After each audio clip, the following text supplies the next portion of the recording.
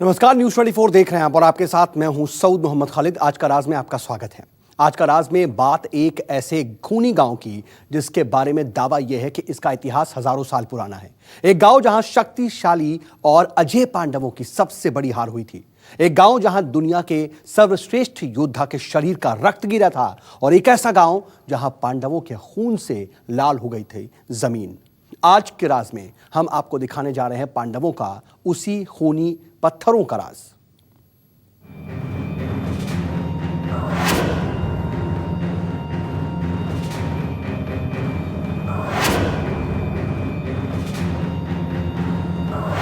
पत्थरों पर खून,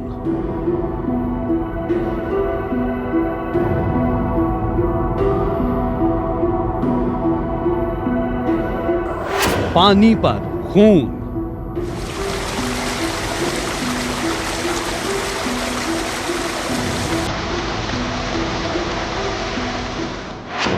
जमीन पर खून,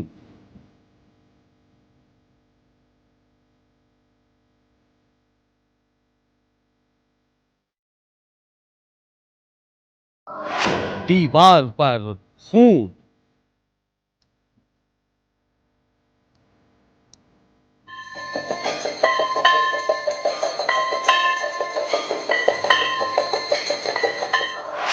रास्ते पर खून,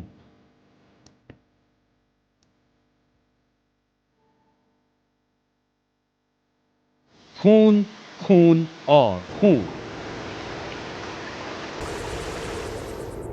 यहां हर तरफ आपको बस खून ही खून दिखाई देगा, मानो यहां अभी अभी कोई ऐसा भीषण युद्ध लड़ा गया हो जिसमें खून से नहा गई हो यहां की ये धरती। रक्त से लथपथ होकर लाल हो चुकी है ये नदी और किसी के जिस्म से निकलकर बह गया हो इन पत्थरों पर बेहिसाब खून।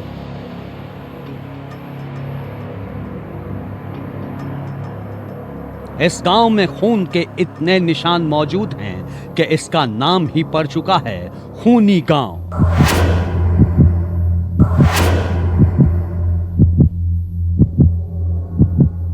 खून से सने ये निशान आज के नहीं बल्कि दावा है कि इनका इतिहास हजारों साल पुराना है। कहा जाता है कि इन खून के धब्बों का रिश्ता कृष्ण के द्वापर युग से है। यह भी कहा जाता है कि रक्त के ये निशान पांडवों की सबसे बड़ी पराजय का प्रमाण है। और तो और कहा तो ये भी जाता है कि इसी जगह पर गांडीवधारी अर्जुन की हुई थी मौत।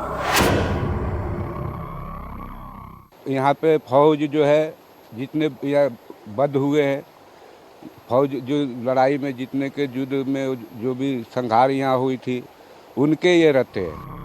इस खूनी गांव में महाभारत काल और पांडवों से जुड़े एक नहीं बल्कि हजारों प्रमाण आज भी मौजूद होने का दावा किया जाता है। इस खूनी गांव के चप्पे चप्पे पर हजारों साल पुराना ऐसा राज दफन है जिसे आज तक कोई नहीं सुलझा सका। कहीं पाताल लोक तक जाने वाली रहस्यमयी झील है तो कहीं चमत्कारी मंदिर में विराजमान साक्षात शेषनाग हैं। कहीं स्वयंभू शिव का डेरा है तो कहीं जमीन पर ऐसी कुंडल धरा है जिसे आज तक कोई टस से मस नहीं कर पाया। हजारों लोग भी, हजारों की तादाद लगा लो, जितनी मर्जी की संख्या में लगा लो, इसको ऐसे भी करोगे ना ये हिल नहीं पाएगा ये यहाँ से। जम्मू से करीब 80 किलोमीटर दूर उधमपुर जिले की रामनगर तहसील में मौजूद ये खूनी गांव आज भी पांडव काल से जुड़े कई रहस्यों को अपने भीतर समेटे हैं। यहाँ कदम कदम पर चमत्कारों की भरमार है। यहाँ डगर डगर पर अनसुलझे सवालों की बड़ी बड़ी शिलाएं हैं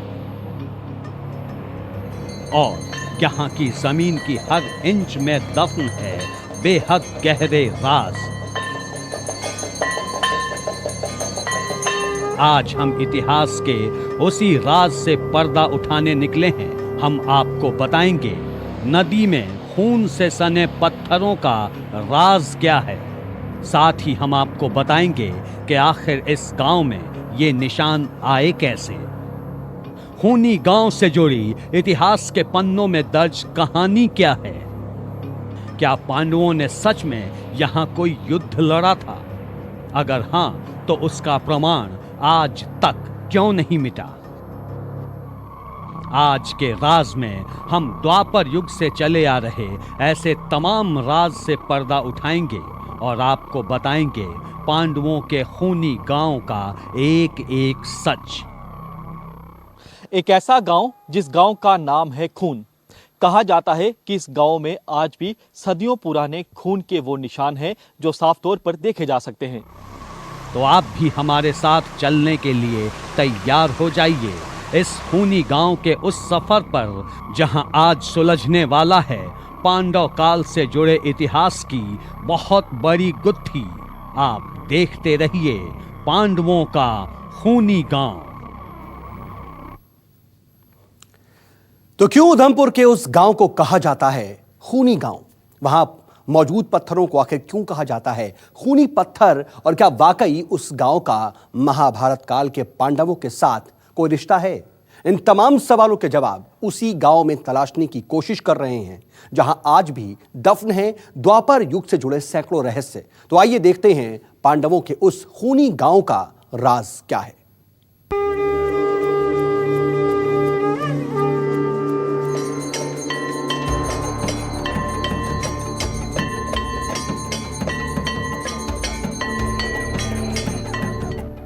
उधमपुर के इस गांव को खूनी गांव क्यों कहा जाता है, यह जानने के लिए हमें इस गांव से करीब 1 किलोमीटर दूर इस खूनेश्वर मंदिर तक पहुंचना होगा। वैसे तो भगवान शिव को समर्पित यह धाम दूसरे मंदिरों की तरह ही है, लेकिन यहां एक ऐसी चमत्कारी चीज मौजूद है जिसका रहस्य आज तक अनसुलझा है।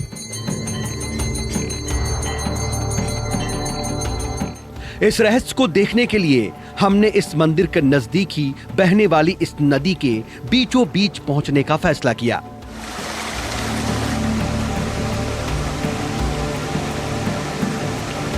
शुरू में देखने पर हमें ये कोई साधारण पहाड़ी नदी ही लगी, लेकिन जब हमने इस नदी के बीच में पड़े पत्थरों को ध्यान से देखा तो हमें पता चला कि इस पर एक खास तरह के निशान बने हैं।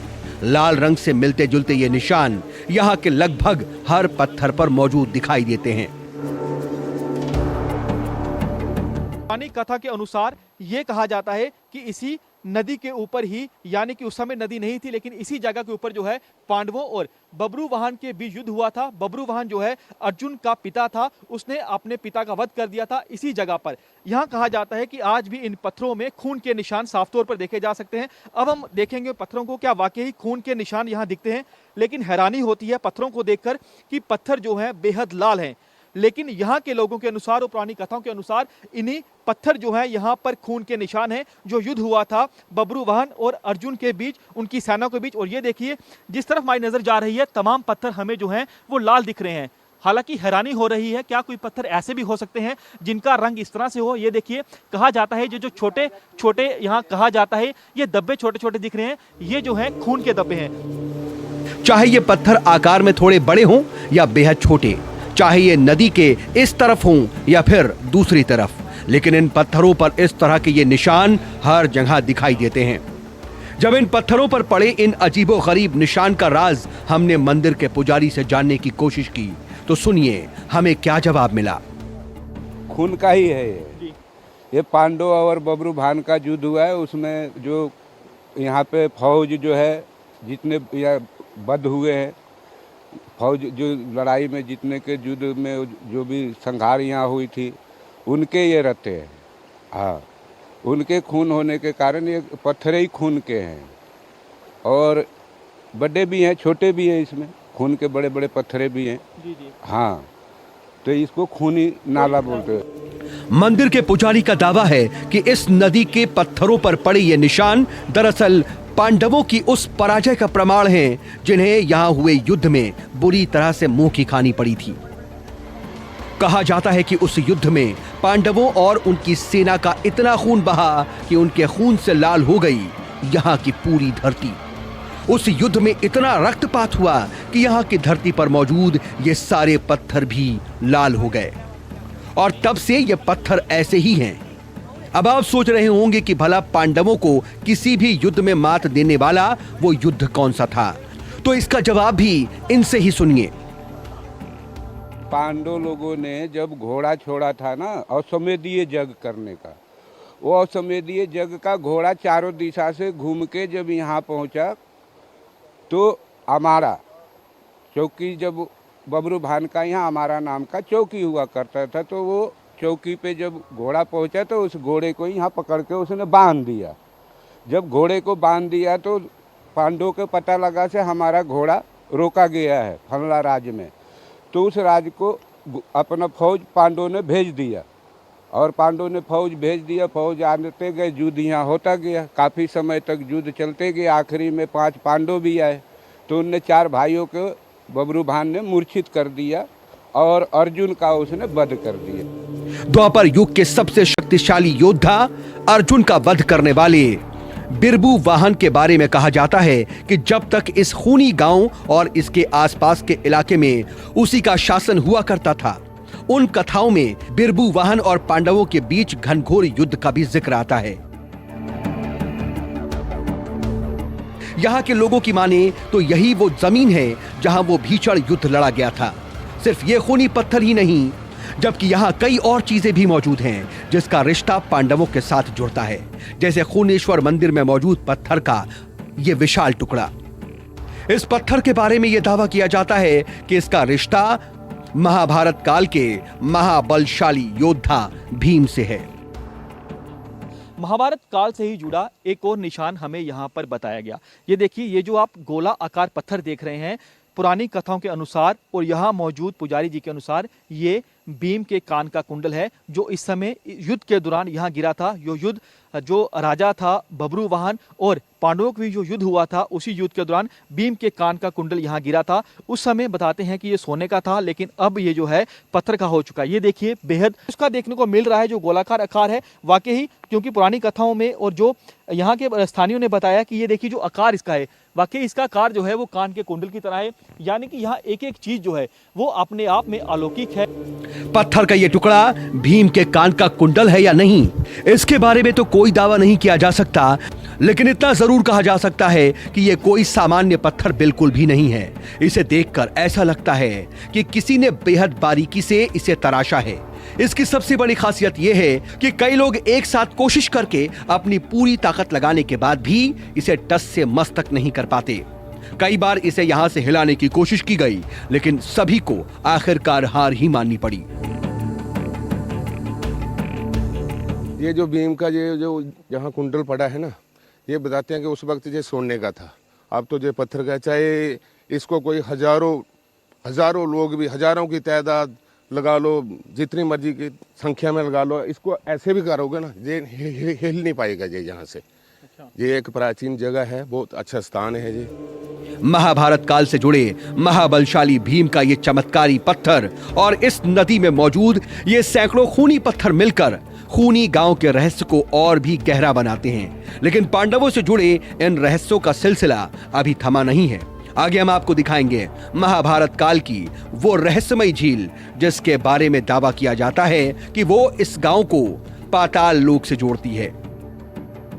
पंकज शर्मा, उधमपुर, न्यूज़ 24।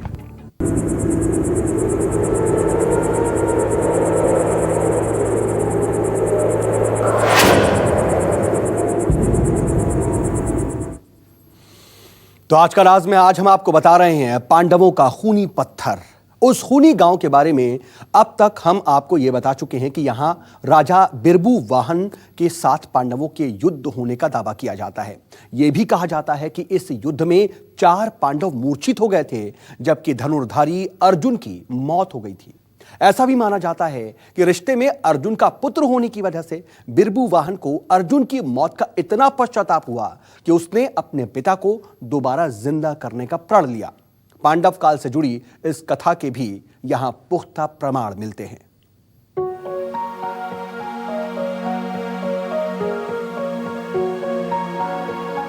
खूनी गांव से लगी इस रहस्यमयी झील का रिश्ता भी पांडव काल के साथ ही जुड़ता है। ऐसी मान्यता है कि राजा बिरहू वाहन के बांध से बने इस झील के अंदर का एक सिरा भीतर ही भीतर पाताल लोक में जाकर खुलता है। दावा किया जाता है कि अपने पिता अर्जुन को दोबारा जीवित करने का प्रण लेने वाले बिरहू वाहन नागमणि की तलाश में इसी रास्ते से पाताल लोक गए थे। पुरानी कथा के अनुसार यही वो झील है जिस झील का रास्ता पाताल लोक से होते हुए मानसर झील को निकलता है। यानी कि जो पुरानी कथाओं में जिक्र किया गया है कि अर्जुन के पुत्र राजा बब्बरवाहन ने अपने पिता को जब मूर्छित कर दिया, जब इस बात का पता उसकी मां को चला तो उसकी मां ने कहा कि अपने नाना जो कि शेषनाग थे, पाताल लोक में रहते थे, उनके पास जाना पड़ेगा, उनसे मणि तुम्हें लेनी पड़ेगी, उसके बाद जो है तुम्हारे पिता तुम जिंदा कर सकते हो। जब राजा बब्बरवाहन को इस बात का पता चला तो वो इसी जगह पर पहुंचा। कहा जाता है कि इसी झील के बीचों बीच उन्होंने एक वाहन चलाया था, जो वाहन सीधे तौर पर पाताल लोक गया और पाताल लोक से वो जो है मानसर एक दूसरी झील है वहां से गए। इस खूनी गांव के पास मौजूद सुरानसर नाम की ये रहस्यमयी झील इकलौती ऐसी जगह नहीं है जिसका रिश्ता सीधे सीधे महाभारत काल से जुड़ता है। इस झील से थोड़ी ही दूर पर मौजूद है मानसर नाम की एक और चमत्कारी झील। पांडवों से जुड़ी कहानी के मुताबिक पाताल लोक में शेषनाग के साथ 6 महीनों तक चले भीषण युद्ध के बाद बिरहू वाहन नागमणि लेकर इसी रास्ते से बाहर आए थे। अब हम पहुंचे हैं मानसर झील में। ये वही झील है जिस झील का जिक्र पुरानी कथाओं के माने तो इसी झील से राजा बब्बरवाहन जो था वो पाताल लोक से होते हुए यानी कि सुईसर झील से होते हुए इसी झील से निकला था मणि लेकर, और अपने पिता अर्जुन को लिए उन्होंने यहाँ से मणि लाई थी और अपने पिता अर्जुन को वहाँ जीवित किया था। ये देख लीजिए, ये झील जो है आज भी यहाँ पर है। बताते हैं यहाँ के पुजारी जी कि झील बेहद जो है पुरानी है, सदियों पुरानी झील है। इसी झील से राजा बब्बर जो है मणि लेकर आए थे और अपने पिता अर्जुन को उन्होंने जीवित किया था, क्योंकि उनकी जब माँ ने उन्हें बताया कि आपने अपने पिता का वध कर दिया है तो राजा बब्बर जो है पाताल लोक से होते हुए जो सुईसर में है, सुईसर से होते हुए वो इसी झील से निकले थे और मणि लेकर आए थे और अपने पिता अर्जुन को जीवित किया था। इन दोनों झीलों के पास ही मौजूद है खूनी गांव का ये चमत्कारी खूनेश्वर मंदिर। बेहद प्राचीन दिखने वाले इस मंदिर के गर्भगृह में भगवान शिव का स्वयंभू शिवलिंग विराजमान है।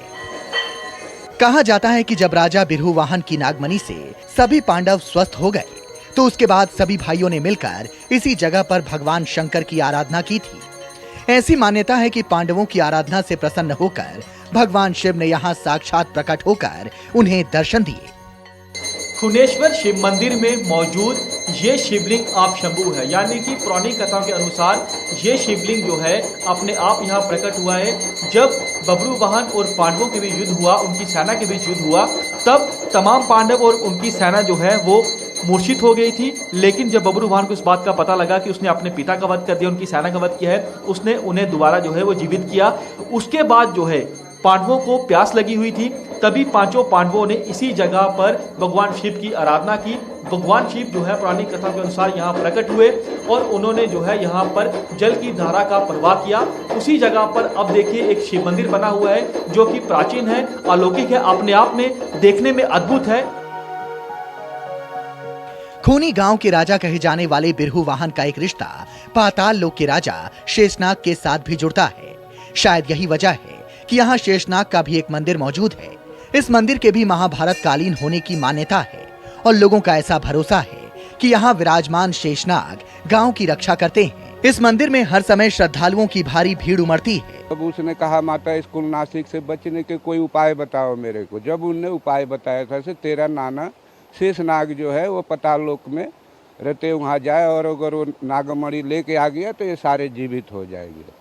फिर उसने सुरुंगसर में बाण मारा, सीधे पाताल लोक गया, रास्ता बनाया, पाताल लोक गया। पाताल लोक से नाना से मांगा मणि, नाना ने नहीं दिया। जब नाने ने उसकी मणि नहीं दिया तो अपने नाने से भी युद्ध किया, अपने नाना को भी मूर्छित किया और मणि लेके चल पड़ा वहाँ से आगे रास्ता। शेषनाग का मंदिर है वो देखने आए हैं। यहाँ मान्यता है कि यहाँ झील में आशीर्वाद है शेषनाग का। यहाँ के लोग मान्यता मानते हैं कि यहाँ शेषनाग का आशीर्वाद। इसके बारे में सुना था कि यहाँ शेषनाग का मंदिर है और महाभारत काल से ये है, इसीलिए हम इसको देखने आए थे। उधमपुर का ये खूनी गांव सही मायनों में कई रहस्यों को अपने भीतर समेटे है। शायद ही कोई ऐसी जगह होगी जहां एक जगह पर महाभारत काल से जुड़े इतने रहस्यों के प्रमाण होने का दावा किया जाता होगा। इस जगह को लोगों की आस्था कहें या लोगों का इस जगह पर विश्वास, लेकिन एक बात तो साफ है कि आस्था के आगे हर चीज बोनी ही दिखती है, तभी तो ये अद्भुत नजारा इस जगह पर देखने को मिल रहा है। कैमरामैन आशु के साथ पंकज शर्मा, न्यूज़ 24, खून गांव।